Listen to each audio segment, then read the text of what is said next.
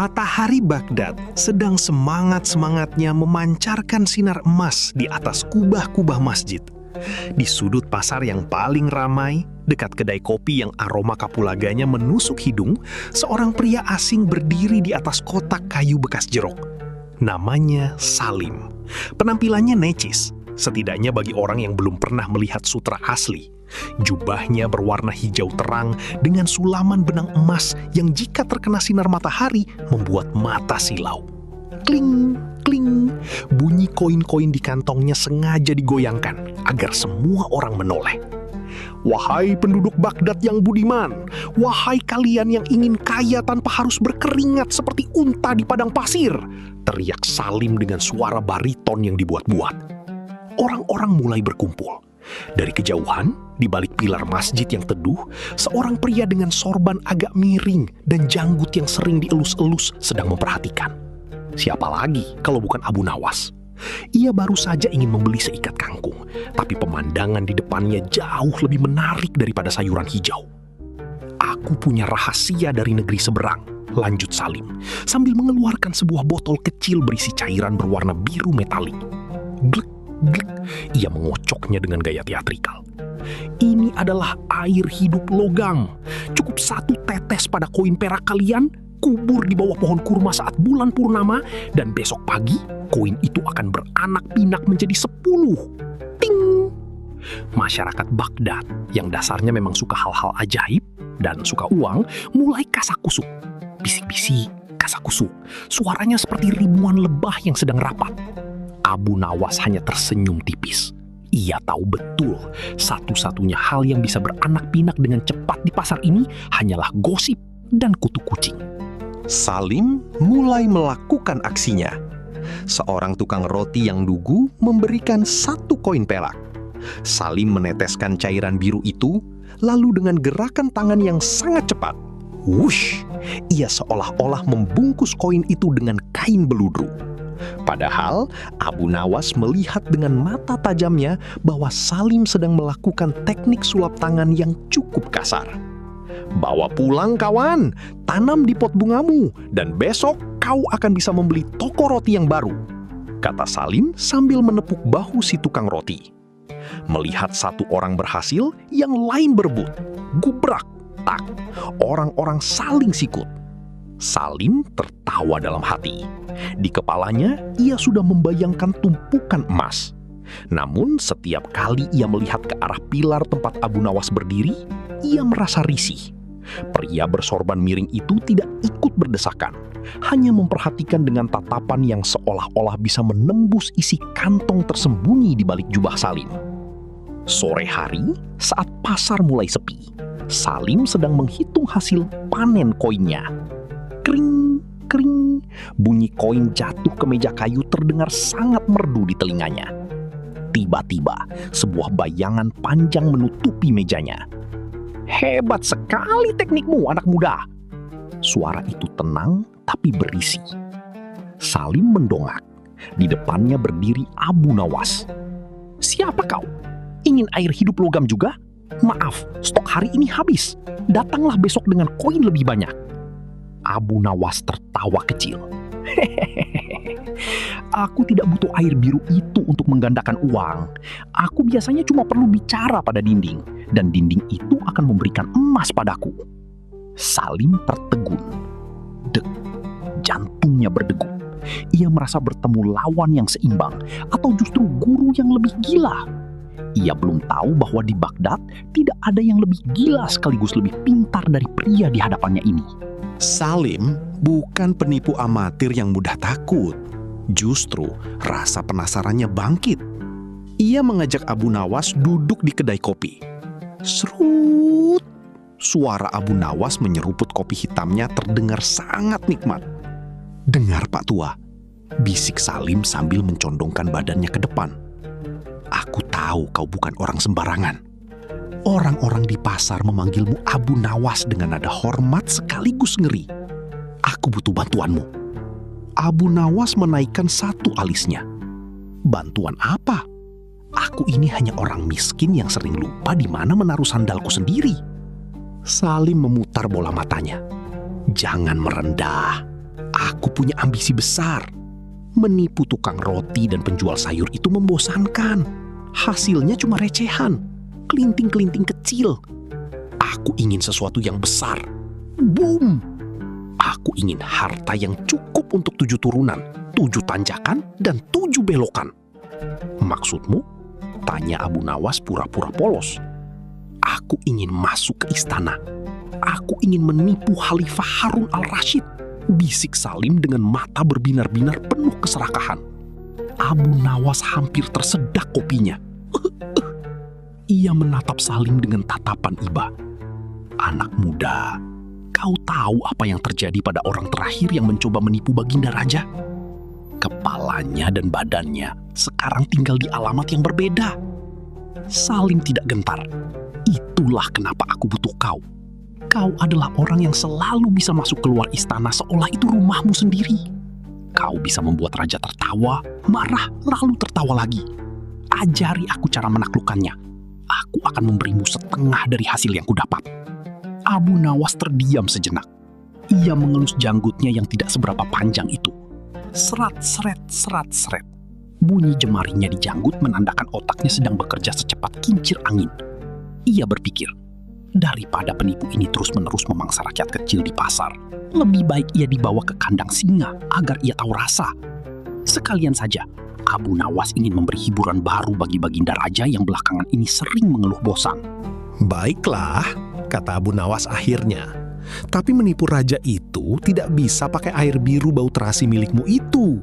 Raja itu pintar, menterinya lebih licik, dan algojonya sangat bersemangat bekerja. Salim menelan ludah. Gelak. Lalu, apa yang harus kulakukan? Ada kurikulumnya, ujar Abu Nawas sambil tersenyum lebar. Senyum yang bagi orang yang mengenalinya adalah tanda bahaya besar. Pertama, kau harus terlihat sangat bodoh. Begitu bodohnya sampai-sampai raja merasa kasihan padamu. Di dunia ini, orang paling mudah tertipu oleh orang yang menurut mereka terlalu bodoh untuk bisa menipu. Salim mencatat itu di kepalanya. Lalu, kedua, Abu Nawas melanjutkan sambil mengetukkan jari ke meja. Tok, tok, tok. Kau harus punya barang bukti yang tidak masuk akal, tapi terdengar sangat religius atau mistis. Dan yang paling penting, kau harus membayar biaya pendaftaran padaku. Salim mengerutkan kening. Biaya pendaftaran? Berapa? Semua koin perak yang kau dapatkan hari ini di pasar. Tenang saja, itu hanya jaminan agar kau serius belajar. Ucap Abu Nawas dengan wajah paling tulus yang pernah ada dalam sejarah kemanusiaan. Salim ragu. Ia melihat kantong uangnya, lalu melihat wajah Abu Nawas. Pikirannya berperang. Namun, bayangan peti emas di istana mengalahkan segalanya. Srek, ia menyerahkan kantong itu pada Abu Nawas. Bagus, kata Abu Nawas sambil menimbang-nimbang berat kantong itu. King, bunyinya sangat memuaskan. Mulai besok pagi, datanglah ke rumahku sebelum ayam jantan tetangga mulai berdehem. Kita akan mulai latihan seni menjadi bodoh. Salim pergi dengan langkah tegap, merasa sudah diambang kekayaan. Sementara itu, Abu Nawas berjalan pulang ke arah pemukiman fakir miskin, membagikan koin-koin itu satu persatu di sepanjang jalan, sambil bergumam, "Nah, ini koinmu kembali tukang roti, dan ini untukmu janda tua. Mari kita lihat bagaimana si musang ini belajar menjadi ayam." Pagi itu, Baghdad masih diselimuti kabut tipis. Suara azan subuh baru saja berlalu, meninggalkan gema yang tenang di sela-sela gang sempit. Namun, di depan pintu rumah Abu Nawas, seseorang sudah berdiri dengan gelisah. Duk, duk, duk. Salim mengetuk pintu kayu yang sudah agak lapuk itu dengan tidak sabar. "Sabar, anak muda. Kau ini mau belajar menipu atau mau merobohkan rumahku?" teriak Abu Nawas dari dalam. Suara keriet, pintu terbuka, memperlihatkan Abu Nawas yang masih mengenakan jubah tidur dan memegang segelas susu kambing hangat. Salim merangsek masuk. "Aku sudah tidak sabar, guru. Aku sudah berlatih ekspresi wajah bodoh di depan cermin sepanjang malam sampai rahangku pegal. Lihat ini." Salim menarik bibirnya ke bawah, membelalakkan mata dan menjulurkan sedikit lidahnya. Wajahnya memang terlihat seperti orang yang tidak tahu cara menghitung 1-3. Abu Nawas menyemburkan sedikit susunya karena menahan tawa. Bro, bagus, itu modal awal yang menjanjikan. Tapi menipu raja tidak cukup hanya dengan wajah seperti ikan mas koki yang kehabisan oksigen. Abu Nawas duduk di kursinya, lalu menatap Salim dengan serius. Dengar Salim, jika kau ingin aku menjadi otak di balik aksimu, kau harus memenuhi syarat maestro. Tanpa ini, kepalamu akan berakhir di nampan perak sebelum kau sempat mengucap kata emas. Salim duduk di lantai, bersila dengan rapi. Serak. Sebutkan guru, apa syaratnya? Pertama, Abu Nawas mengangkat 1 jari. Kau harus membuang semua harga dirimu ke sungai Tigris. Di depan raja, kau adalah debu. Kau adalah semut yang sedang pilek. Jangan pernah terlihat pintar. Orang pintar di depan raja akan dicurigai, tapi orang bodoh akan dikasihani. Paham? Salim mengangguk mantap, manggut-manggut. Kedua, lanjut Abu Nawas, selama proses ini kau tidak boleh bertanya kenapa. Apapun yang aku suruh, lakukan. Kalau aku menyuruhmu bicara pada keledai, kau harus berdiskusi tentang filsafat dengannya seolah itu hal normal. Mengerti? Mengerti, jawab Salim, meski hatinya sedikit ragu. Dan yang ketiga, Abu Nawas tersenyum misterius. Setiap ilmu ada maharnya. Karena kau sudah memberikan koin perakmu kemarin, hari ini kau harus membantuku mencuci 10 karpet di masjid kampung ini. Itu adalah bagian dari latihan merendah, sekaligus pembersihan jiwa, agar tipu muslihatmu terasa lebih suci. Apa? Mencuci karpet? Salim terbelalak. Jeder, rasanya seperti disambar petir di siang bolong. Ia, sang penipu ulung yang licin, disuruh menggosok karpet bau kaki. Ingat syarat nomor 2, jangan bertanya kenapa, potong Abu Nawas cepat. Serut, ia kembali menyeruput susunya dengan santai. Sepanjang hari itu, Salim menderita. Serat, seret, serat, seret. Bunyi sikat di atas kain kasar karpet masjid menjadi irama hidupnya. Keringat bercucuran, pinggangnya serasa mau patah. Sementara itu, Abu Nawas duduk di bawah pohon kurma sambil mengarahkan. Kurang bersih di pojok kanan itu, Salim. Raja benci bau debu. Sore harinya, Salim ambruk di lantai rumah Abu Nawas. Tangannya keriput karena air. Sekarang, hosh, apakah kita sudah bisa mulai latihan yang sebenarnya? Abu Nawas tersenyum puas. Kau sudah lulus ujian kesabaran. Sekarang, jiwamu sudah cukup tipis untuk menerima ilmu tingkat tinggi. Besok, kita akan mulai dengan teori yang akan mengubah nasibmu. Setelah tubuh Salim sedikit pulih dari siksaan karpet, Abu Nawas mengajaknya duduk di atas atap rumah, melihat pemandangan kota Baghdad yang mulai menyalakan lampu-lampu minyak. Psh, psh, suara api yang membakar sumbu-sumbu lampu terdengar di kejauhan. Salim buka Abu Nawas dengan suara rendah yang berwibawa. Kau tahu kenapa penipu sering tertangkap? Salim menggeleng lemah. Karena mereka kurang cepat lari? Salah. Abu Nawas mengetuk kepala Salim dengan ujung pipa rokoknya yang kosong. Tuk. Mereka tertangkap karena mereka mencoba membuat orang lain percaya pada hal yang mustahil.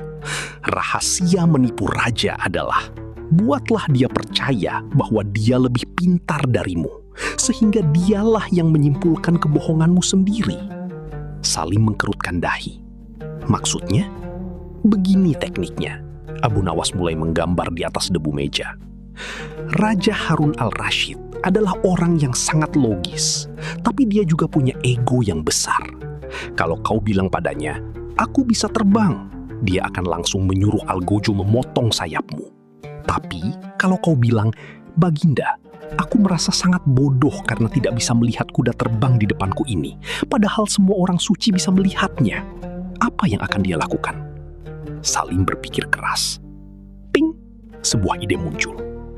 Dia akan berpura-pura melihat kuda itu agar tidak dianggap bukan orang suci? Tepat. Abu Nawas menepuk tangannya dengan gembira. Plak. Itulah yang kusebut sebagai teori kebenaran yang malu-malu. Kita tidak menyuapi mereka dengan kebohongan. Kita hanya meletakkan kebohongan itu di atas piring, lalu membiarkan mereka memakannya sendiri karena gengsi. Salim mulai merasa takjub. Sekarang, latihlah bicaramu, perintah Abu Nawas. Katakan padaku, Tuan, ini adalah segelas air surga yang hanya bisa dirasakan manisnya oleh orang yang tidak pernah bergunjing. Salim mencoba. Tuan, ini adalah air surga yang hanya bisa dirasakan manisnya oleh orang yang tidak pernah bergunjing. Terlalu kaku, kritik Abu Nawas. Coba lagi, tambahkan sedikit getaran di suaramu, seolah kau sedang ketakutan karena memegang rahasia sebesar dunia. Salim menarik napas panjang. Ia mengatur napasnya. Tuan, mohon ampun. Hamba yang hina ini membawa air yang katanya dari surga. Tapi hamba sendiri tidak merasakan apa-apa. Mungkin hamba terlalu banyak dosa. Tapi kata orang bijak, hanya mereka yang lisannya bersih dari gunjing yang bisa merasakan manisnya. Abu Nawas mengangguk-angguk. Nah, begitu. Kau terlihat sangat menyedihkan dan jujur di saat yang sama. Bagus. Lalu, Abu Nawas mengeluarkan sebuah benda dari balik jubahnya. Sebuah kantong kecil yang berisi sesuatu yang berbunyi klotak, klotak. Ini adalah alat praktekmu besok. Kita akan mulai dengan jebakan ayam bertelur permata. Salim membelalak. Ayam? Mana ada ayam bertelur permata? Memang tidak ada, bodoh. Abu Nawas tertawa terpingkal-pingkal. Tapi besok, di depan raja, kau akan membuat ayam itu seolah-olah sedang menahan permata di dalam perutnya karena raja kurang tertawa lebar. Ingat, kuncinya bukan pada ayamnya, tapi pada tawa rajanya. Salim pulang malam itu dengan perasaan campur aduk. Ia merasa pintar, sekaligus merasa menjadi orang paling bodoh sedunia karena mengikuti perintah Abu Nawas. Di kegelapan malam, ia hanya bisa mendengar suara burung hantu. Seolah-olah burung itu pun sedang menertawakan ambisinya yang gila.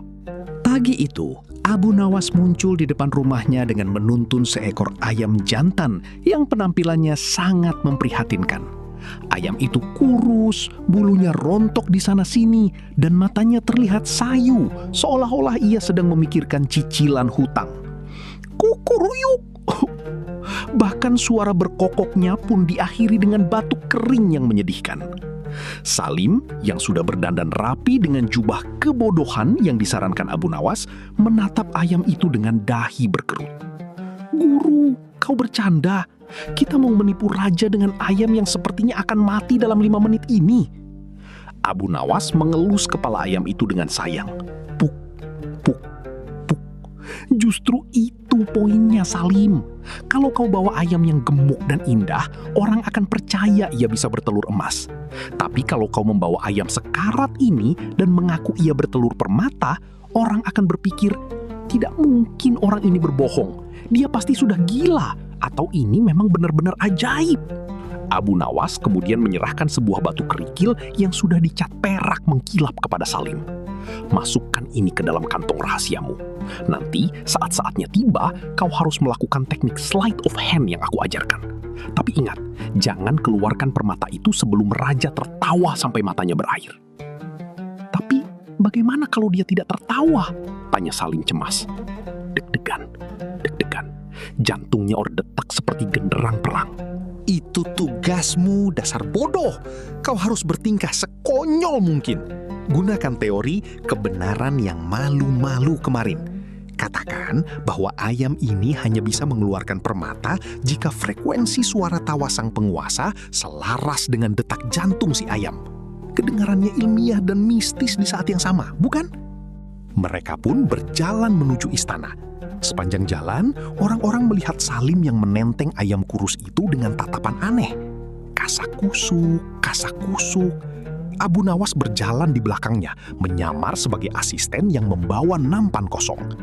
Sesampainya di gerbang istana yang megah, prajurit penjaga menghentikan mereka. Srek! Tombak mereka bersilang. Berhenti! Apa yang kau bawa itu?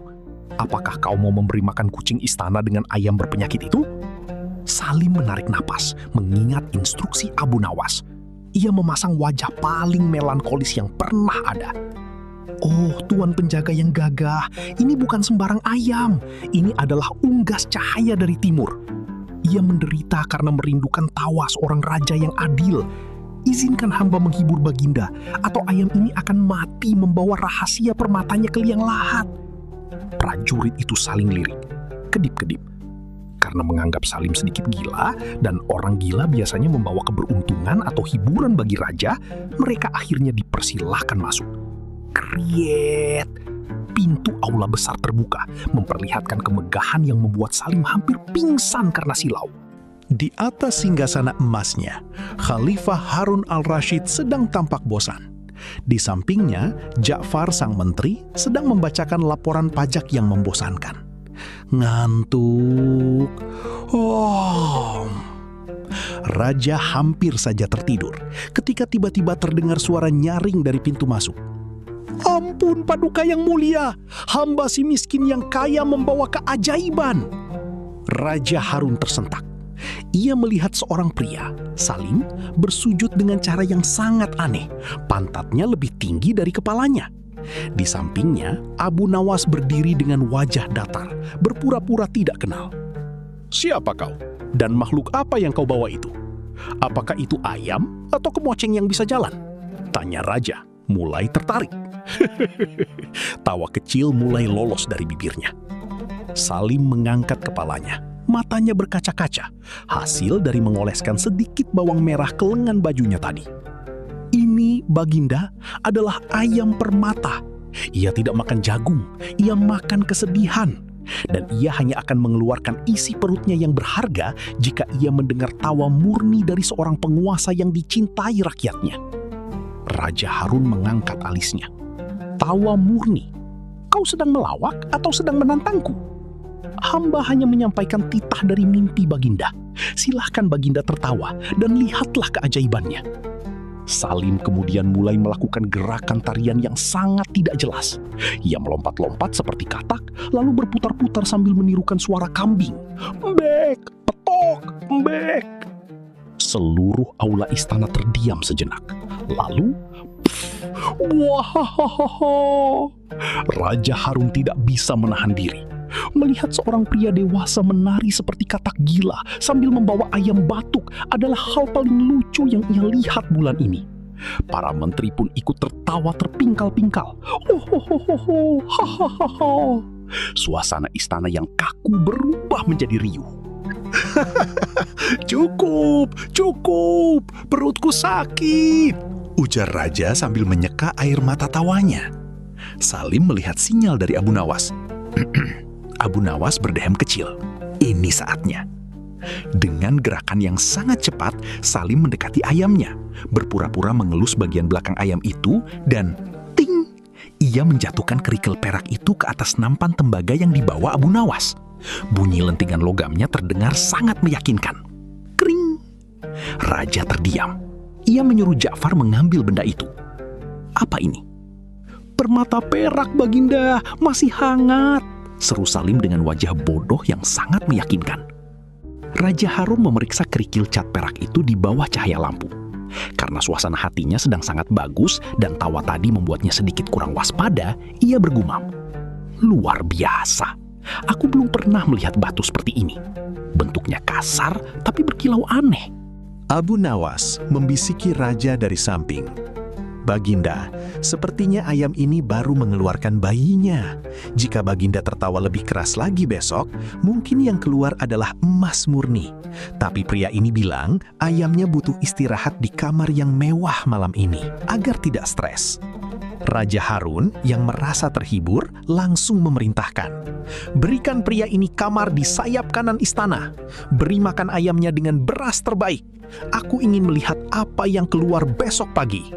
Salim dan Abu Nawas digiring menuju kamar mewah. Begitu pintu kamar tertutup, Salim langsung melompat kegirangan. Kita berhasil, Guru. Kita akan kaya. Raja itu benar-benar percaya. Abu Nawas duduk di kursi empuk sambil menyilangkan kaki. Jangan senang dulu kelinci kecil. Kita baru saja menggali lubang. Besok kalau ayam itu tidak mengeluarkan emas, kau yang akan dijadikan opor oleh Algojo. Sekarang mari kita pikirkan bagaimana caranya membuat emas dari kotoran ayam. Salim mendadak pucat. Glek. Suara tawa raja tadi masih terngiang, tapi sekarang terdengar seperti suara asahan pedang Algojo. Serat, seret, serap. Malam di istana Baghdad terasa sangat panjang bagi Salim. Di kamar mewahnya, ia tidak bisa tidur. Setiap kali ia memejamkan mata, ia melihat bayangan pedang Algojo yang mengkilap, sedang memotong lehernya seperti memotong mentega. Serat. Sementara itu, si ayam kurus di pojok kamar hanya menatapnya dengan pandangan kosong, sambil sesekali mengeluarkan bunyi petok-petok yang terdengar seperti ejekan. "Guru, bangun!" bisik Salim sambil mengguncang tubuh Abu Nawas yang sedang tidur mendengkur dengan sangat pulas. Serai. Bagaimana ini? Besok pagi raja akan menagih emas. Aku tidak punya sisa kerikil perak, apalagi emas murni. Abu Nawas membuka satu matanya, menguap lebar-lebar. Oh, Salim, kau tahu kenapa kopi itu pahit? Karena kalau manis, itu namanya sirup. Hidup ini juga begitu. Kalau tidak ada bahayanya, tidak seru. Ini bukan soal seru, ini soal leherku, seru Salim panik. Duk, duk, duk. Ia mondar-mandir di atas permadani mahal. Tenang, kata Abu Nawas sambil duduk tegak. Besok pagi, saat raja datang, ayam ini pasti tidak akan bertelur apa-apa. Bahkan jika kau menggelitikinya sampai kiamat. Itu adalah bagian dari rencanaku. Salim melongo. Rencana? Kau berencana membuat kita dihukum mati? Tidak, bodoh. Ingat teori kebenaran yang malu-malu? Kita akan membuat raja merasa bahwa kesalahan bukan pada ayamnya, bukan pada kita, tapi pada atmosfer di sekitarnya. Sekarang, ambil sebutir telur ayam biasa dari dapur istana secara diam-diam, dan pastikan telur itu sudah busuk. Dengan gemetar, Salim menyelinap ke dapur dan kembali membawa sebutir telur yang baunya minta ampun. Preng! Baunya bisa membuat pingsan seekor unta. Pagi harinya, pintu kamar digedor dengan keras. "Duar! Duar! Duar! Baginda Raja sudah menunggu di balairung. Bawa ayam ajaibmu sekarang!" teriak pengawal. Salim berjalan dengan lutut lemas. Di balairung, Raja Harun al-Rashid sudah duduk manis dengan wajah penuh harap. "Ayo Salim, aku sudah menyiapkan tawa terbaikku pagi ini. Aku ingin melihat emas sebesar kepalan tangan." Raja mulai tertawa. "Hahaha, hihihi." Beliau mencoba melawak sendiri, menceritakan humor tentang menterinya yang jatuh ke lumpur. Namun, si ayam tetap diam. Salim berkeringat dingin. Tetes, tetes. Keringatnya membasahi lantai marmer. "Kenapa diam saja?" tanya raja. Suaranya mulai meninggi. "Ayo tertawa lagi, semuanya." Seluruh pejabat istana tertawa paksa. Hehehe. Suaranya lebih mirip orang tersedak tulang ikan. Ayam itu tetap diam. Akhirnya, ayam itu malah mengeluarkan brot. Bukan emas, melainkan telur busuk yang dibawa Salim tadi, yang pecah dan menyebarkan aroma neraka ke seluruh ruangan. "Apa ini?" teriak raja sambil menutup hidungnya. "Bau apa ini? Apakah kau mencoba meracuni khalifah dengan bau kentut ayam?" Salim langsung bersujud sampai dahinya mencium lantai. Ceduk. "Ampun Baginda, ampun. Ini bukan kesalahan ayam hamba. Ini pertanda buruk." "Pertanda buruk apa?" Raja murka. Tangannya sudah memberi kode pada Algojo yang berdiri di pojok. Sering. Suara pedang dicabut dari sarungnya terdengar sangat nyata di telinga Salim. Di tengah kemarahan raja yang memuncak, Abu Nawas maju dengan langkah tenang, seolah-olah ia sedang berjalan-jalan di taman bunga, bukan di depan maut. Ia menutup hidungnya dengan kain sutra sambil memeriksa telur busuk itu dengan ekspresi prihatin yang dibuat-buat. Mohon ampun tuanku yang mulia. Suara Abu Nawas terdengar bergetar namun penuh wibawa. Hamba melihat apa yang terjadi. Ini sungguh menyedihkan. Ayam ini, ia merasa terhina. Raja Harun mengernyitkan dahi.